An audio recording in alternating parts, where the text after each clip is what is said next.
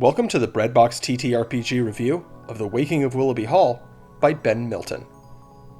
Weighing in at 31 pages, this module for general OSR systems presents groups with a game of cat and mouse through a haunted mansion for level 3 parties. Dirtbag adventurers risking it all for riches, a baroque occult mansion, a golden goose, and one seriously angry giant intent on taking the law into his own hands. This module presents a clever and playful vision of OSR play that does not skimp on bells and whistles, providing GMs with a veritable grab bag of gadgets and novelties to deploy for a wonderfully fun and chaotic time at the table. Milton has designed Willowby Hall with his own system, Knave, in mind, but the lightweight nature of this system allows Willowby Hall to have its cake and eat it too.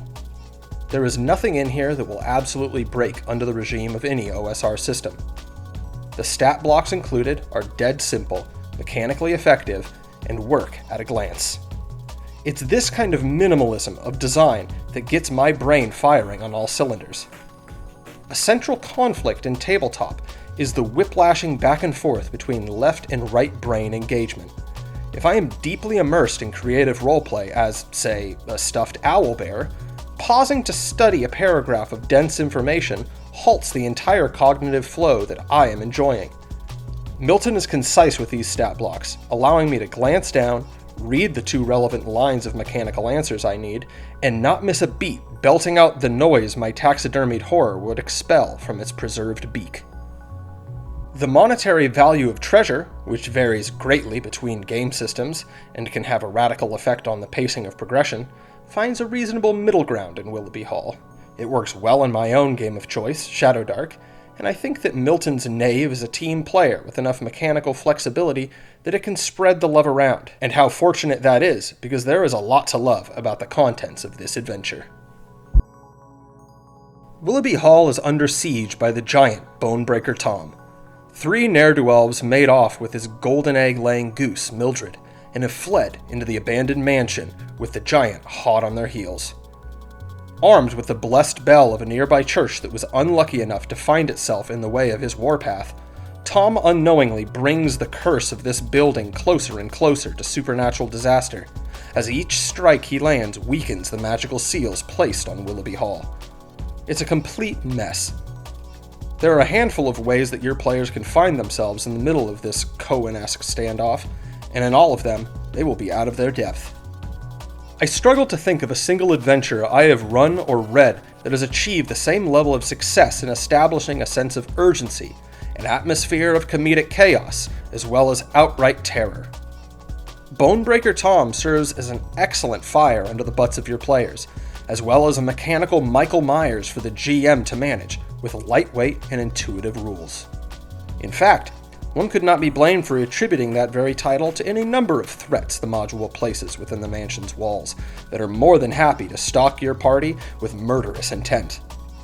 There's the aforementioned taxidermied owlbear, as well as a powerful death knight that may be unleashed as the curse's binding seal is further weakened by Tom's ignorant tantrum.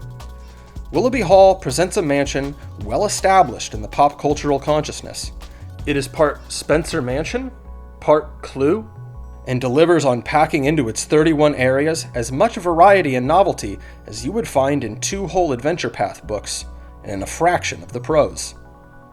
This very wealth of cultural cachet with the setting of a dingy old mansion also helps fast-track anyone's shared image of the setting and kick off the raucous start that this module begins with. One area in which I struggled running the module is the dissonance between density of material and the breakneck speed at which it wants to be played. The 2-page spread control panel style layout, mixed with the concise stat blocks and constant pursuit of Tom, keep forward momentum at top of mind for game masters.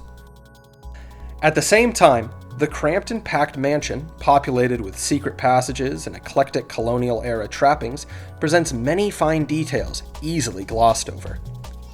This conflict, for the player's role, adds a richness and dynamism.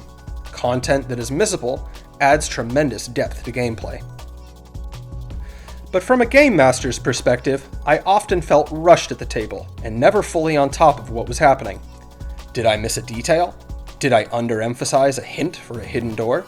The threat level mechanic, multiple enraged pursuers, rival party, waterfowl wildcard, and vast encounters unsurprisingly succeed in placing the Game Master in a similar headspace to how I felt watching the 2020 Safdie Brothers film, Uncut Gems. A sustained ride of anxiety that sees you always just short of breath, looking around desperately for a foothold. But while I respect, but would rather not rewatch that film, Willowby Hall benefits from the interactive component that has me pining and telling myself, next time I'll execute on it just that much better. It's challenging and dissonant, but intentional and fun. This intentionality and fun is possible because of layout and formatting that truly goes above and beyond. Though this module is like riding a tiger, it somehow maintains a semblance of order and manageability due to excellent organization. Milton's efforts to deliver this module in a manageable form to GMs is exhaustive. 3 versions of the map, as well as sectioned maps for each room entry page, neat and clean encounter tables that guide and never overwhelm the eye, an effective introduction section preceding room keys that lay out all essential information concisely, the aforementioned hyper-concise stat blocks and room entries that make exhaustive use of emboldened text and bullet points to further enable that at-a-glance style of GMing with no cumbersome mental gear shift. It all just comes together, and while it comes off as perfectly natural and effortless, I know that this is exactly the kind of thoughtfulness toward at-the-table use that can only come from ample experience. Every appearance of the mansion's map within the pages of the module features a title and room number for each room entry. On the inside cover, 2-page spread versions of the mansion's map are printed with lightning-round bullet point features included with each and every room. Even the front cover does an excellent job of translating the ideas of the text into a simple visual concept that will carry most of the adventure. This module exercises an exhaustive level of detail across its 31 pages. The result of a critic's eye.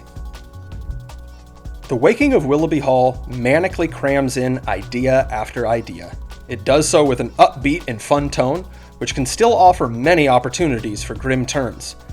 It is simultaneously in perfect command of its contents and at war with itself from the sheer weight of its innumerable systems. It's like if David Foster Wallace wrote an RPG module.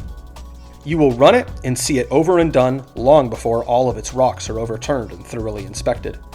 This leads to an authentic richness in the realization of its mysterious mansion and, for me, led to a persistent itch to round up a new posse of friends and run it just once or twice more, knowing that I'll get that much closer to perfectly executing on its orchestra of systems and conflicts. Purchase The Waking of Willowby Hall today on DrivethruRPG or itch.io in PDF form for $7.50, or splurge for the $15 print copy from Swordfish Islands.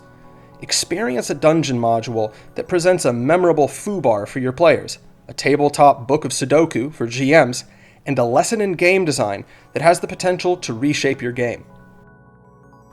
And God bless you. Breadbox Tabletop Role-Playing Games. Like, subscribe, bell icon for notifications. Go in peace.